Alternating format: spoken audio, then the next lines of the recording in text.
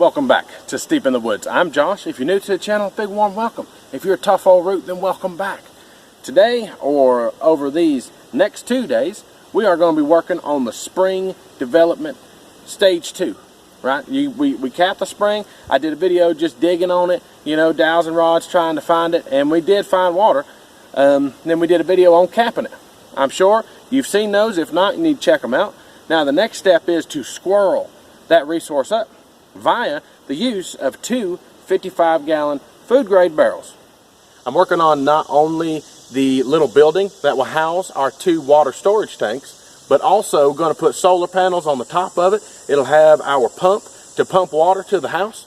It's just like an all-in-all, you know, water and power little building here. So if you like building, you like water, or you like power, you can come along with us, because it's off-grid, man.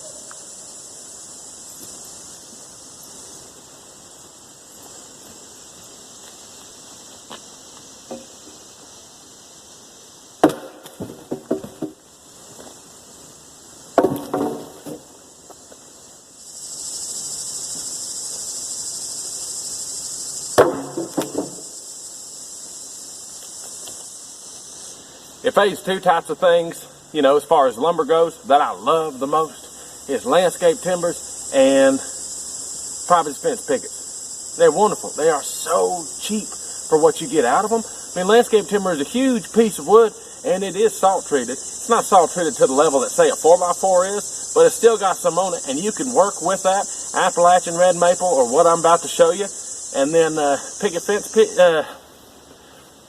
fence posts, you know, pickets. They are wonderful. You can rip them up in little 1x2s and build all kinds of stuff out of them, or you can leave them whole, and they're remarkably strong because of how thick. If you lay them, you know, vertical, they're real strong, and they're like $1 something a piece. Wonderful.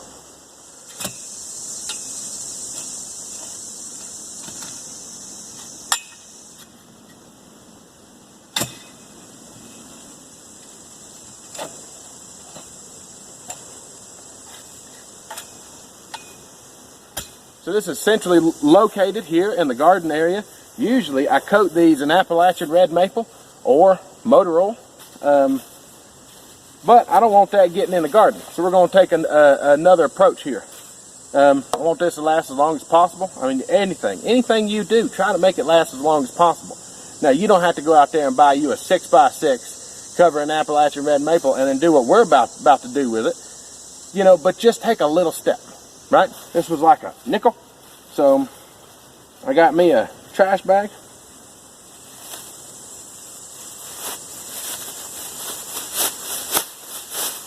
We're going to slip him right over. Careful not to tear it. Just like that. Wrap him up. Like so. Try to push the air out, because that'll make him more prone to puncture. I got some electrical tape. This is my favorite tape in the whole world. I love electrical tape. It's wonderful. I think it's better than duct tape for most uses. See, we're just trying to hold this thing on here. We're not trying to necessarily seal it up.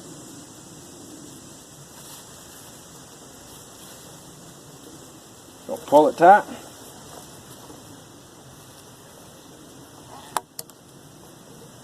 And that's that. You just now slip him in your hole, and then backfill, tamp it real good, and this thing will be good forever. Very carefully. You want to protect your plastic. Just like that. Now we backfill. I always think it's funny. You'll see how old timers, you know, they're always squatting down and sitting down, but then like city folk will try to do this standing up. Too busy trying to keep clean to do things that allow them to work twice as long.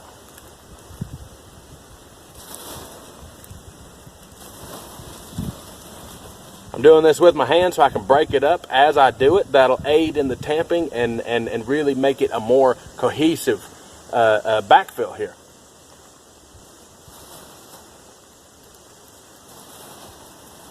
Takes a little bit longer, but it makes a stronger post.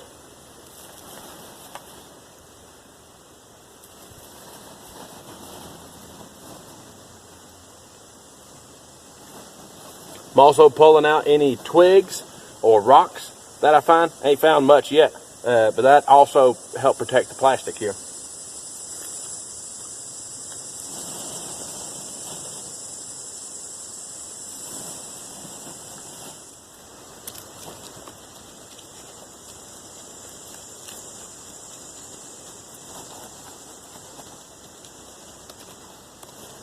Careful not to hit your plastic.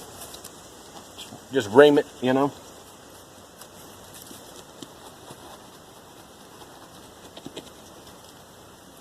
Just eyeballing them.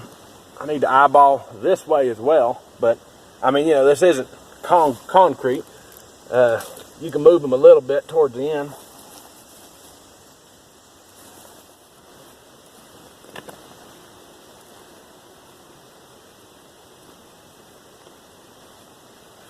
There we go. Perfect. You see a little bit of plastic still left on the top. That way, it'll, you know, water won't bypass it going, you know, downhill. And there's one. We'll just bust out a couple more and get to the next step of this project.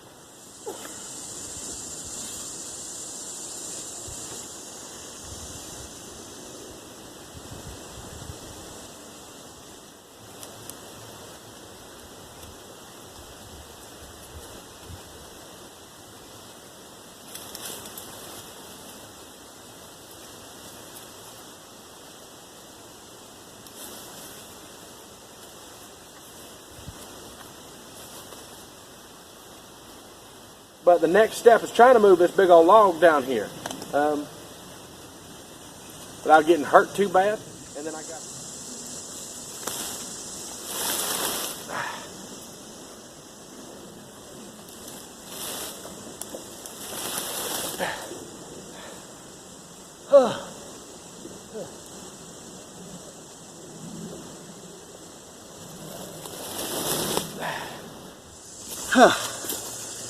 yeah.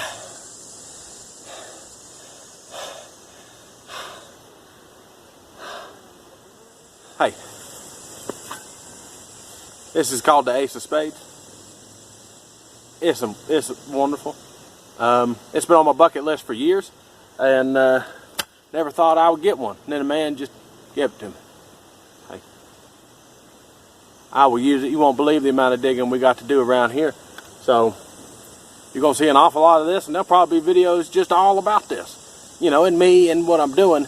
But, you know, it may focus on the shovel quite a bit because it's, man, yeah. Either way, hey, we're going to do some digging. We got to make this ground relatively level so we can put our buckets here, our barrels, and then we can rock and roll with this project.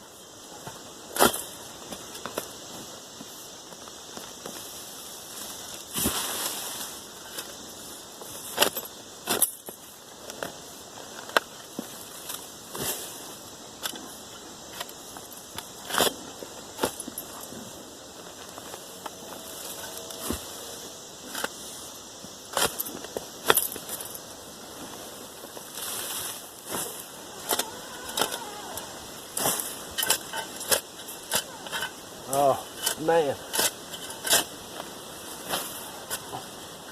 I do need to be a little careful.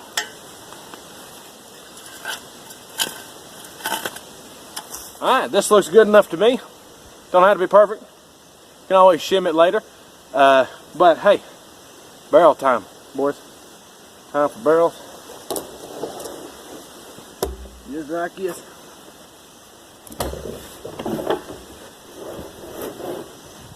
Yeah. One.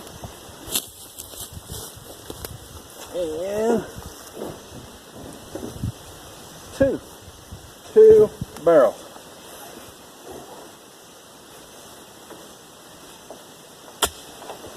check for measurement, slide adjustment and whatnot.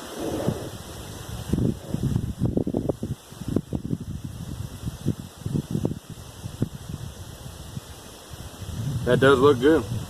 Would you believe, after all that fuss with that little tube of silicone, that there was still some in it? It was laying in the sun for a couple days, but the core was still, you know, fluid. So, hey, we still didn't have to buy no silicone. So that is a win. Yeah, this is the general layout of the barrels. Gonna come in the top of this one. Then all of the heavy, you know, contaminants are gonna settle down. And then, so 6 inches from the bottom is where these two connect. And I put a flush connector down on this first barrel, right at the bottom. So sand or something, you get a 3-inch layer of sand, it's not gonna spill over into this one until it gets above 6. But once you see you're getting some sand in it, you just flush this one via that flush point.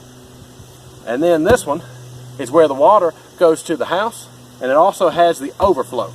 So the water has to come in here, up through this one, and overflow. It's a constant cycle. So your water's gonna be fresh, it's gonna be clean, it's gonna be as good as you can get it, you know, on the cheap here.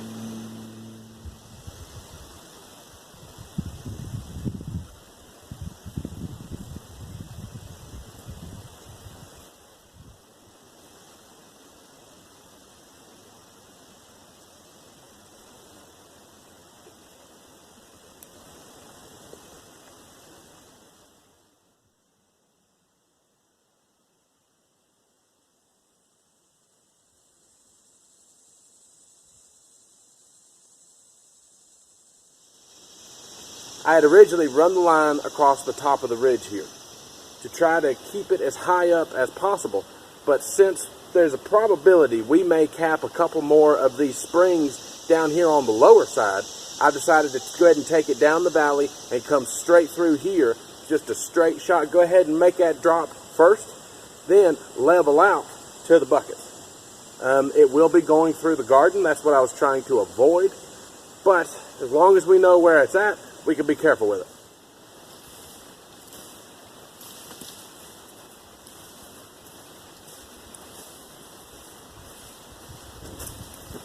Good.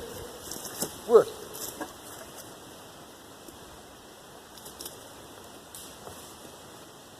Might be all she wrote on that one.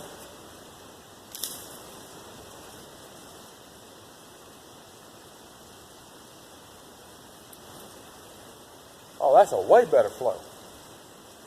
What was I thinking, doing it up there on the ridge?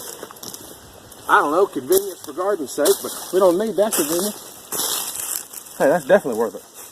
This is how far 100 feet gets us, and another 100 gets us just about to the house. So a 200-foot run here with maybe a 20-foot drop. Maybe, I don't know, man. I ain't no geologist, mapologist, springologist. Since I took the pipe down this way, we can cap a couple more small springs. Maybe not do such a big one as we did before, but like a little halvesy. And this pipe may be connected to upwards of 3 springs. Why not? I ain't never heard nobody say you can't do that. No, we might as well try. I mean, since the first one was so much darn fun to begin with, why not do a couple more?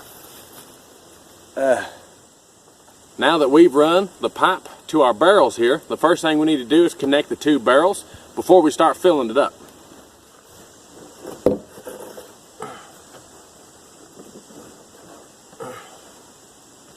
There we go.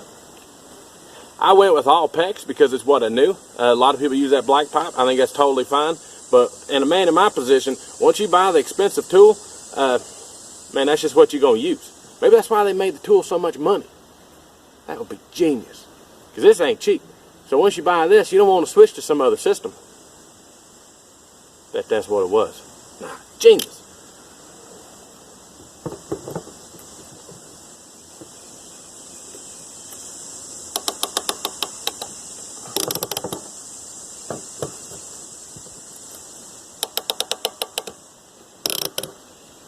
If you're not familiar with PEX, you just slide the pipe on. Got these little rings here. this little tool, and it just crimps them together and releases, and then that's it. It's the quickest system.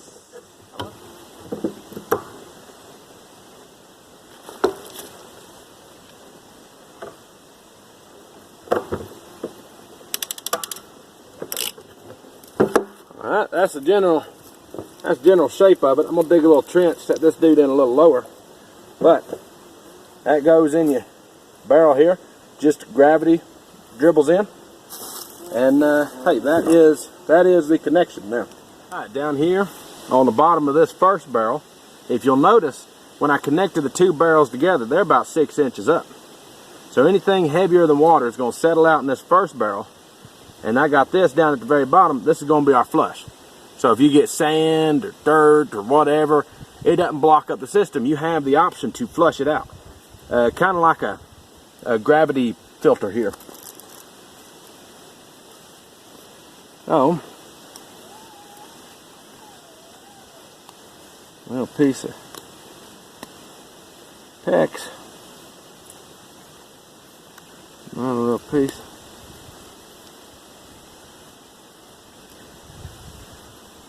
Yep. Slide him on.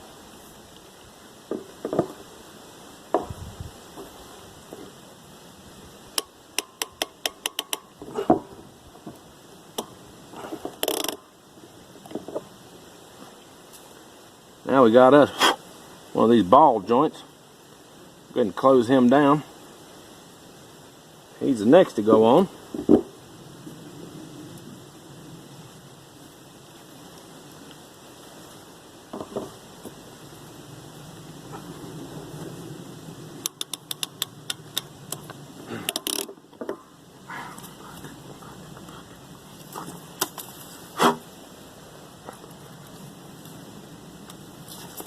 Now we just got a couple foot piece of pipe here.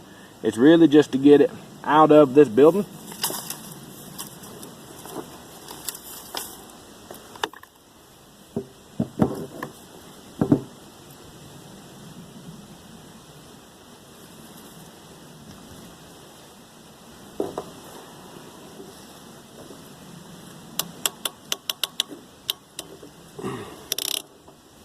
And there we go. That's our flush overflow here.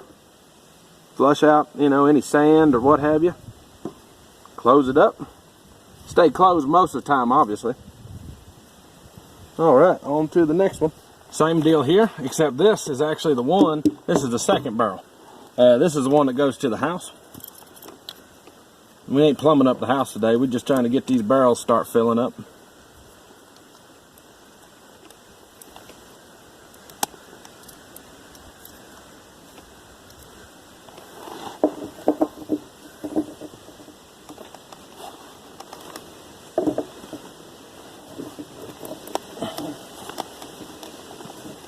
The best way to do this.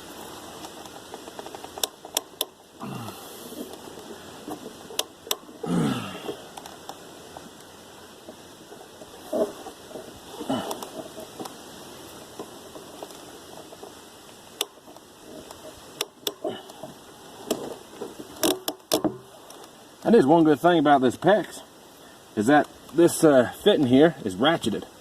It's got ratchets in it. So if you let go or you're struggling like I am, you know, today, it will not just pop off. You know, it'll keep itself on there while you're fiddling with it. Excuse my head. Try to get better leverage on this one.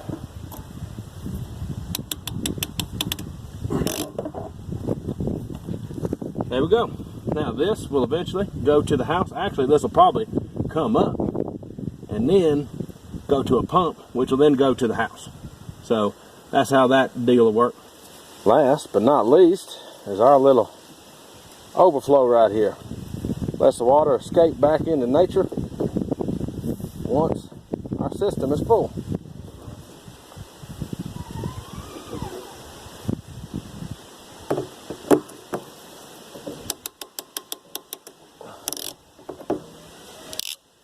There we go. That is the barrels. Hey, plumbed up.